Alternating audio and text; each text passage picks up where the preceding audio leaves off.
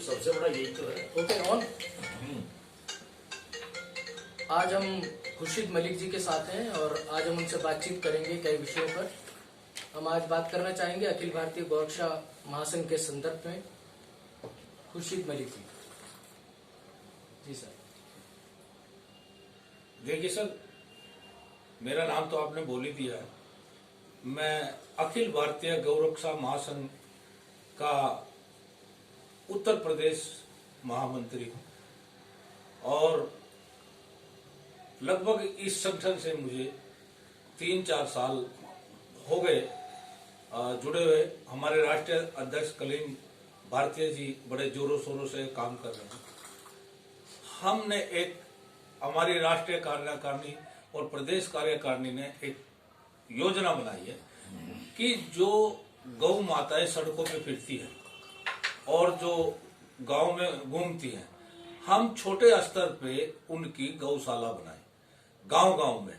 और गौशाला के लिए हमने पूरा जोर लगाया हुआ है और हम बना भी रहे हैं कि वो सड़कों पे ना घूमे, उनकी बेअदबी ना हो, कोई ऐसी नहीं। कुछ लोग हमें पूछते हैं कि आपने गांव के लिए तो गौशाला खोल दी, आप बैल को क्या करोगे?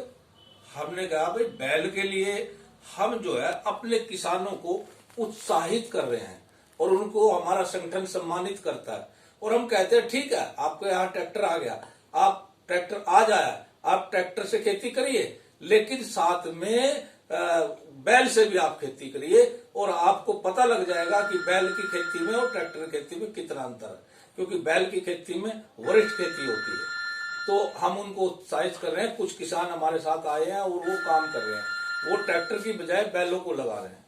कुछ लोग हमें ये कहते हैं जी आपको क्या लाभ है? हमने कहा भाई लाभ ये है कि गौ माता है, दो ही माता होती है, एक पालने वाली, एक जनने वाली। ये हमारी गौ माता जो है ये पालने वाली है। हमारे हजूर सल्लल्लाहु अलैहि वसल्लम ने भी ये फरमाया है कि गौ का दूध गीजा है, यानी कि बादाम, पिस्ता, काजू जैसी ताकत है। और डॉक्टर भी बताते हैं कि गाय का दूध पिलाओ जब माँ के दूध नहीं आता। दूसरा, गौ का गोश्त हराम है, वो नहीं खा सकते।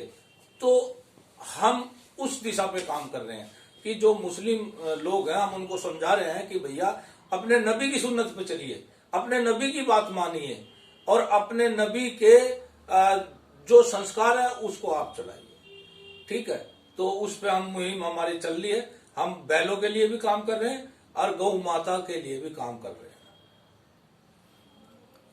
आप अखिल भारतीय गौरक्षा महासंघ के बारे में कुछ जानकारी देना चाहेंगे? सर देखिए, ये तो एक हमारा ऐसा संगठन है। हम इसमें जो हमारे पदाधिकारी हैं वो सबसे पहले हम उसको सिखाते हैं गौ माता का प्रेम और देश प्रेम। क्योंकि देश प्रेम होगा तो गौ माता से भी प्रेम करेगा और जो गौ माता से प्रेम करेगा वो देश को भी प्रेम करेगा। हम चाहते हैं कि जन जन तक इस योजना ये पहुंचे और सब समझ जाए। और हम एक चीज कहना चाहते हैं, अक्सर आता है भाई इस्लाम धर्म में तो गायों को काटते हैं, लेकिन नहीं, इस्लाम धर्म अलग है। क्योंकि जो इस्लाम को मानता है उसमें तो हत्या ही नहीं है, हत्या ही बंद है, हत्या कर ही नहीं सकता जो इस्लाम को मानता है।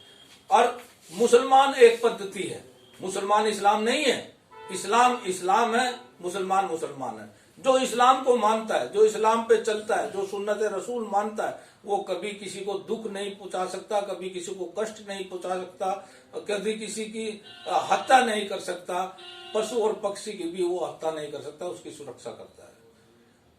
दूसरी चीज, हमारा संगठन ये सारी चीजें मुसलमानों को भी समझाता है और बहुत ज्यादा लोग हमारे संगठन से मुस्लिम भी जुड़े हैं, वो जो है सारे इस चीज को फॉलो करते हैं।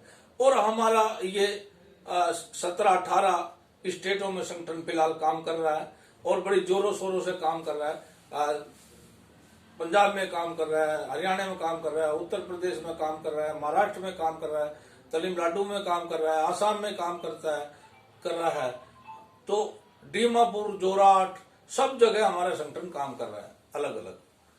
तो हम चाहते हैं कि गौ को जो है गौ माता घोषित किया जाए और इस पे सख्त से सख्त कानून बनाया जाए और इसमें कानून उन पे भी बने। जो हमारी गौ माता बूढ़ी हो जाती है तो उनको वो लोग बेचते हैं।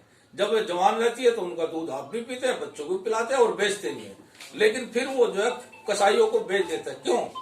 जो सजा कसाईयों को गौ माता काटने के लिए मिलती है, वही सजा बेचने वाले को, पालक को भी मिलनी चाहिए। ये हमारी मांग है। जब वो बेचेंगे नहीं तो कैसे? अगर हमारी माँ बूढ़ी होगी तो हम उसको बाहर थोड़ी फेंक देंगे। तो हम चाहते हैं ये मुहिम जो है गांव गांव में चले और सब गौ माता की जो है सुरक्षा और रक्षा करें और जो है उनको पाले और गांव में ही एक छोटा सी वो बनाए और गौशाला खोले और हम लोग सब उसके साथ हैं और खड़े हैं तन मन धन से। और दूसरी चीज, हम एक चीज को और कहते हैं कि इस्लाम बहुत बड़ी चीज है। इस्लाम के मानने वाले कभी सनातन धर्म की बुराई नहीं कर सकते, क्योंकि सबसे पहले सनातन धर्म हुआ, उसके बाद ईसाई धर्म हुआ, उसके बाद इस्लाम धर्म हुआ और उसके बाद सिख धर्म हुआ।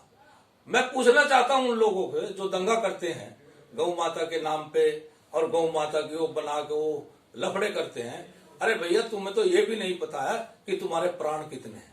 मैं बताता हूं, 6 वेद, 4 शास्त्र, 18 प्राण और 1 मनुस्मृति और 4 वर्ण और 108 नीतियां। आप कभी जानते हैं? देखिए, रघुकुल खानदान हुआ, ये कहा रघुकुल रीत सदा चली आई, प्राण जाए ना बचन ना जाए।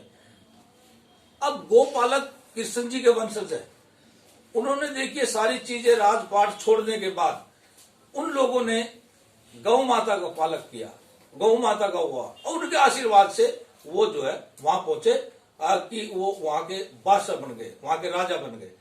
गौ माता में 33 करोड़ देवी देवता हैं, वो मानना चाहिए और कोई भी मुसलमान इसकी हत्या ना करे ना काटे।